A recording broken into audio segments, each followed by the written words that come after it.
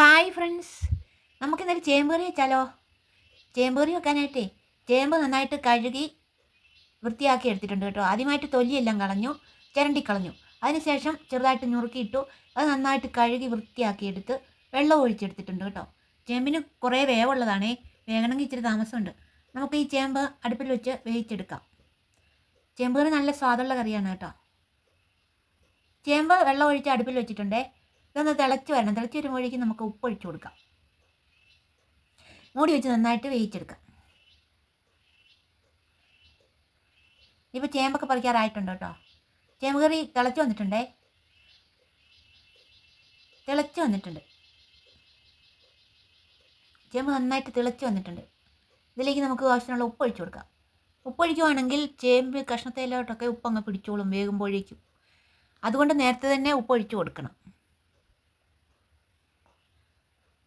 ആവശ്യത്തിനുള്ള ഉപ്പ് ഒഴിച്ച് നമുക്ക് മൂടി വെച്ച് വേവിച്ചെടുക്കാം. അപ്പോഴേക്കും നമുക്ക് അതിനുള്ള അരപ്പ് തയ്യാറാക്കാം. അതിനായിട്ട് കുറച്ച് തേങ്ങ ആദ്യമായിട്ട് മിക്സിയുടെ ജാറിലേക്ക് ഇട്ട് കൊടുക്കാം. അതിനുശേഷം കുറച്ച് ചെറിയ ഉള്ളി, കുറച്ച് വെളുത്തുള്ളി, കാന്താരി മുളക്, ഇത്രയും സാധനങ്ങൾ ഇടാൻ. കുറച്ച് കറിവേപ്പില കൂടി ചേർക്കാം. ഇനി മഞ്ഞൾപ്പൊടി ചേർക്കാം. മഞ്ഞൾപ്പൊടി എല്ലാത്തിനും ചേർക്കേണ്ടതാണല്ലോ. കുറച്ച് മഞ്ഞൾപ്പൊടി കൂടി ചേർക്കാം. അതിനുശേഷം കുറച്ച് കുരുമുളക് പൊടി കൂടി ചേർക്കാം. ഈ ചേമ്പൊക്കെ ഗ്യാസ് ഐറ്റത്തിൽപ്പെട്ടതാണേ. ഗ്യാസ് ഉണ്ടാകുന്നതാണ് ഈ ചേമ്പൊക്കെ കഴിച്ചാലേ. അപ്പോൾ കുറച്ച് കുരുമുളക് ചേർക്കുവാണെങ്കിൽ ഗ്യാസിൻ്റെയൊക്കെ ശല്യം ഉണ്ടാകാതിരിക്കും. പക്ഷേ നല്ല സ്വാദുള്ളതാണ്, പക്ഷേ ഗ്യാസുണ്ട്. അപ്പോൾ നമുക്കിതെല്ലാം കൂടി ഒന്ന് ഒതുക്കിയെടുക്കാം. അപ്പോൾ നമ്മുടെ ചേമ്പ് കറി വെന്ത് റെഡിയായി വന്നിട്ടുണ്ട് കേട്ടോ. നമുക്ക് ഈ അരപ്പെല്ലാം കൂടെ അതിലേക്ക് ചേർത്ത് കൊടുക്കാം.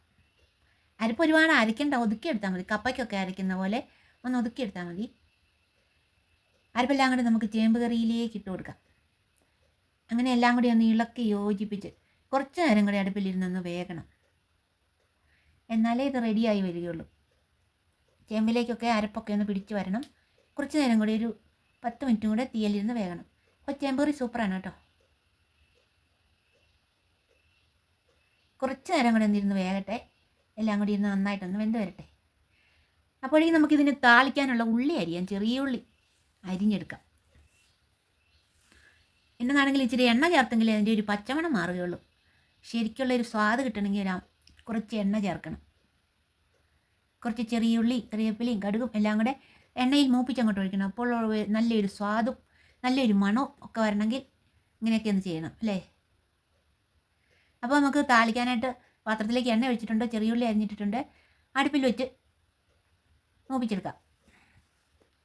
ചെറിയുള്ളി മൂത്ത് വരുമ്പോഴേക്കും നമുക്ക് അതിനുള്ള കറിവേപ്പില എടുത്തു വെക്കാം. ഇന്നലെ പറമ്പിൽ കൂടെ പോയപ്പോൾ എടുത്താണ് കറിവേപ്പില എല്ലാം പുഴു തിന്ന് പോവുക. ഒന്നും കിട്ടുന്നില്ല. കമ്പ് മാത്രമുണ്ട്, ഇലയൊന്നും കിട്ടത്തില്ല. എല്ലാം ഏതാണ്ട് പുഴു തിന്നുവാ.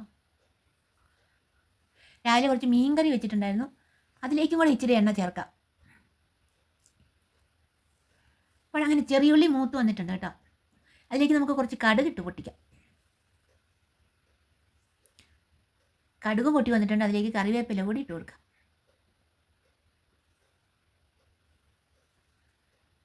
എല്ലാം കൂടി നന്നായിട്ട് മൂത്ത് വന്നിട്ടുണ്ട്. എല്ലാം കൂടി നമുക്ക് കറിയിലേക്ക് ഒഴിച്ചു കൊടുക്കാം. ചേമ്പ് കറിയിലേക്ക് കുറച്ചൊഴിക്കാം. ബാക്കിയുള്ളത് മീൻ കറിയിലേക്ക് ഒഴിക്കാം. അപ്പോൾ 2 കറിക്ക് എണ്ണ ചേർത്തു. എണ്ണ ചേർത്തെങ്കിലേ ഒരു സ്വാദും മണമൊക്കെ ഉള്ളൂ അല്ലേ. അപ്പോൾ 2 കറിക്കും എണ്ണയും ചേർത്തു. അപ്പോൾ നമ്മുടെ ചേമ്പ് കറി നന്നായിട്ട് പറ്റി വന്നിട്ടുണ്ട് കേട്ടോ.